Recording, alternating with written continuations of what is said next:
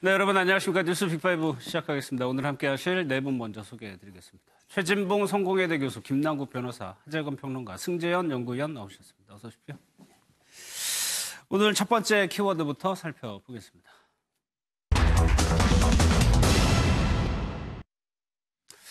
북핵 관련 내용부터 살펴보도록 하겠습니다. 시간표를 이제는 어느 정도 얼추 예상할 수 있을 정도로 트럼프 대통령도 그렇고 폼페이오 장관도 시기를 얘기하고 있습니다. 그렇습니다. 그래서 트럼프 대통령은 북미 정상회담을 열릴 것이라고 거의 확정적으로 얘기하고 있고요. 트럼프 대통령이 폼페이오 장관을 곧 이제 10월 초쯤에 북한으로 보낼 걸로 예상이 됩니다. 외무상하고 만나서 이영호 외무상하고 만나서 김정은 위원장이 폼페이오 장관을 초청했다. 그걸 수락했다라고 얘기를 한 걸 보면 10월 초에 가서 북미 정상회담에 관한 논의를 할 것이다. 그래서 10월이나 11월 사이에 북미 정상회담이 이루어질 가능성이 있고요. 아마 장소나 일정 같은 걸 폼페이오 장관이 이제 북한을 방문하게 되면 논의할 가능성이 있다고 보여지고 의제에 대해서도 논의할 가능성이 있다고 보여집니다. 이게 그러니까 폼페이오 장관은 10월에 가고 중요한 거는 트럼프 대통령하고 김정은 위원장 만남인데 그렇죠. 그 부분에 대해서도 얘기를 했어요. 그 부분에서 얘기를 했어요. 10월이나 11월이 될 가능성이 있다. 근데 이제 11월 같은 경우에 이제 문제는 우리가 중간 선거가 11월 6일 날 있잖아요. 이 중간 선거 전에 하는 것이 트럼프에게는 유리하지만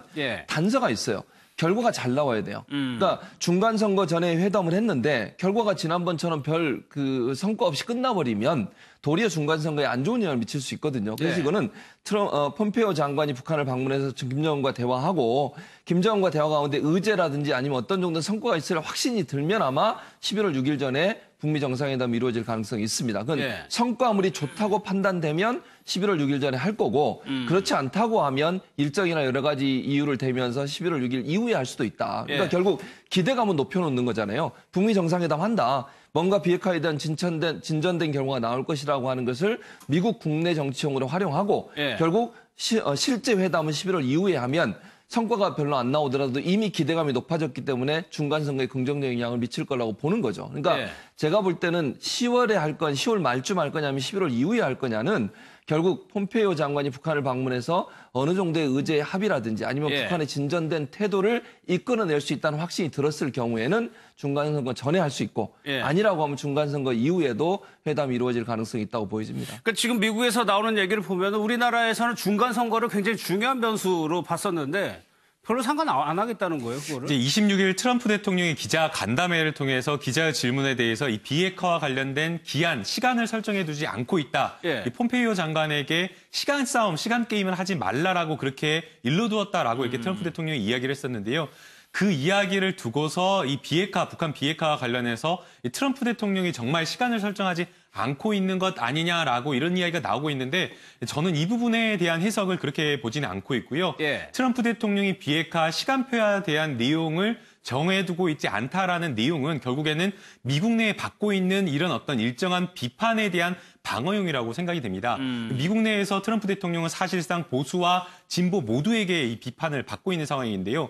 보수에게 공격받는 내용은 실질적인 어떤 북한의 비핵화 조치가 있었느냐. 그냥 북미 정상회담 1차적인 어떤 회담만 있었고 비핵화로 나아가는 북한의 실질적인 조치가 없었다라고 이렇게 비판을 받고 있는 거고요. 또 이제 진보 이 민주당 야당으로부터 미국 내에서 트럼프 대통령이 받고 있는 비판은 이게 트럼프 대통령이 중간 선거에 북한 비핵화를 정치적으로 이용한다라는 이런 비판을 받고 있는 겁니다. 그래서 이제 그 자리 기자 간담회에서 이 기자의 질문은 비핵화가 언제 이루어지느냐? 왜 이렇게 진전이 없느냐라는 이런 식의 질문을 했던 거였고 트럼프 대통령은 거기에 대해서 시간을 두고 있지 않다라고 이야기는 하고 했지만 정말 트럼프 대통령이 이야기를 하고자 했던 것은 저는 그 뒤에 있었다라고 보는데요. 트럼프 대통령이 이렇게 이야기를 하고 있습니다. 북한은 비핵화, 북한 핵 개발과 관련된 것을 아예 생각하고 있지 않다. 그리고 실질적인 비핵화와 관련된 북한의 조치가 더 있을 것이다라고 이렇게 이야기를 했기 때문에 결국 트럼프 대통령이 이야기를 하고 있는 것은 자국 내에서 이야기하고 있는 비핵화 진전 시간이 너무 더디다라는 그 비판을 방어하면서 동시에 미국 내의 북한과 관련된 여러 북핵 위험이 이미 다 없어졌다. 그 부분을 좀 강조하고 싶었던 발언으로 보입니다. 뭐 이렇게 얘기하는 게 협상력을 높이는 방법이 될 수도 있죠. 북한에 대해서요. 그러면서 김정은 위원장의 친서를 아베 총리 앞에서 공개를 했습니다. 영상을 좀 보겠습니다.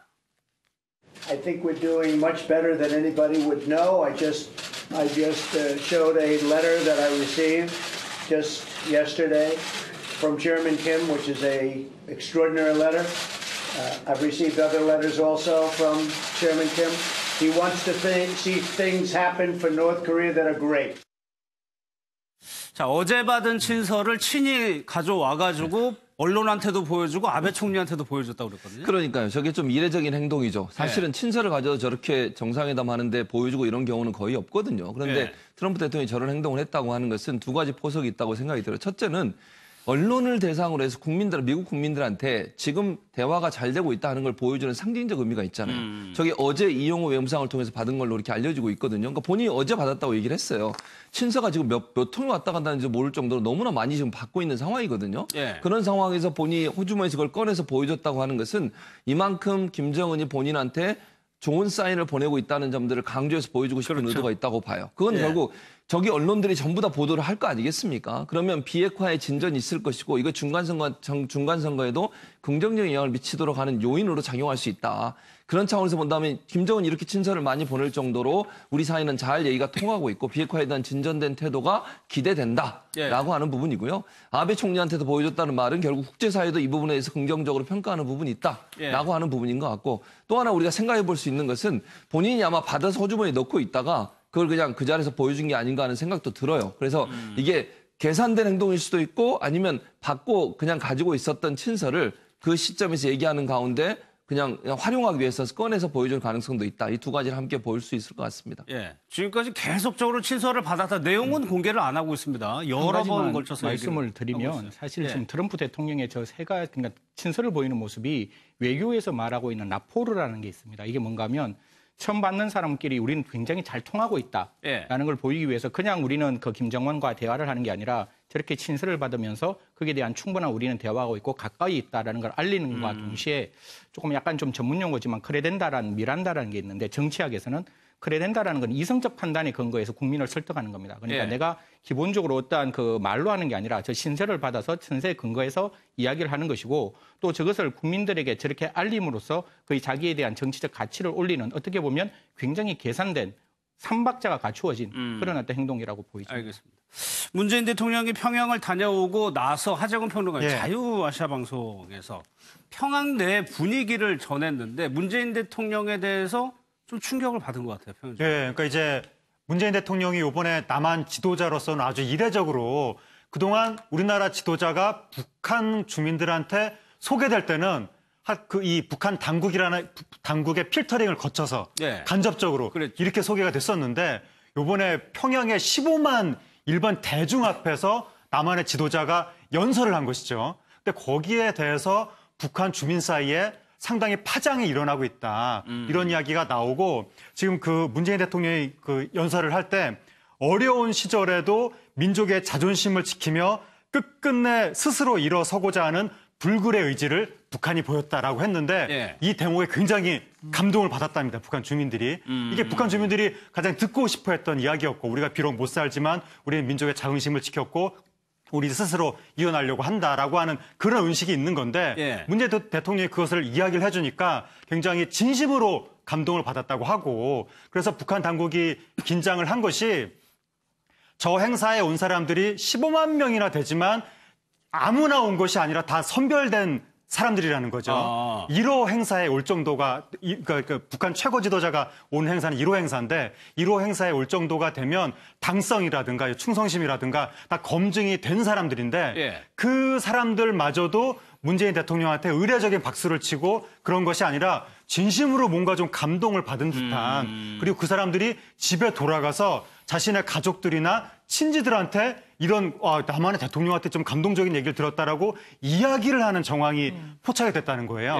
그래서 북한 당국이 여기에서 내부적으로 지금 긴장을 하면서 여론 동향이 어떻게 돌아가고 있는지 고위부에서 지금 체크에 들어갔다는 소식입니다. 그러니까 평양을 방문해서 여러 가지 의미 있는 행사가 있었지만 이 경우가 이제 가장 두드러졌다고 할 수가 있는데 북한 내부에서 체제 결속이 굉장히 중요하거든요. 일단. 그렇죠. 그러니까 체제 결속이 중요한데 남한의 대통령에 대해서 갖고 있던 이미지와 직접 연설을 한 문재인 대통령 연설을 듣고 나서 감동을 받았다고 하면 북한 체제에서는 상당히 그러니까 북한 체제를 지키려고 하는 쪽에서는 상당히 불안해할 수 있죠. 다른 것보다 겸손한 모습 보여줬잖아요. 몇 번을 인사를 했는지 몰라요. 90도로. 최고 지도자가 그런 행동을 보인 적이 없잖아요. 그다음에 발언한 내용들을 보면 그 외세, 그러니까 억압과 그런 부분에도 불구하고 아주 오랫동안 자주적으로 이렇게까지 성장해 온 것에 대한 어떤 뭐 긍정적인 평가 이런 부분이 네. 문재인 대통령의 발언 속에 있었거든요.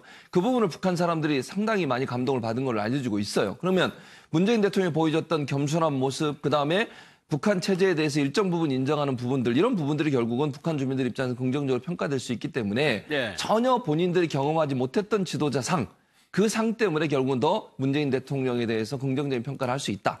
그렇게 되면 결국은 또 어떤 마음이 들겠습니까? 현재 김정은 위원장이 갖고 있는 북한 체제의 어떤 지도자의 모습과 대비될 수 있기 때문에 예. 그런 차원에서 본다고 하면 보위부나 이런 북한의 체제를 옹호하고 있는 집단에서는 상당히 긴장할 수밖에 없죠. 이런 분위기가 만약에 북한 내에 퍼지게 되면 민주주의에 대한 열망도 생길 수도 있는 것이고 지도자에 대한 어떤 개념이나 생각 자체가 바뀔 수도 있어서 예. 이런 부분들이 결국은 이제 보위성이나 이런 북한 체제를 지키려고 하는 그런 집단은 상당히 긴장감을 불러일으키는 요소로 작용하고 있다고 볼 수 있을 예. 것 같습니다.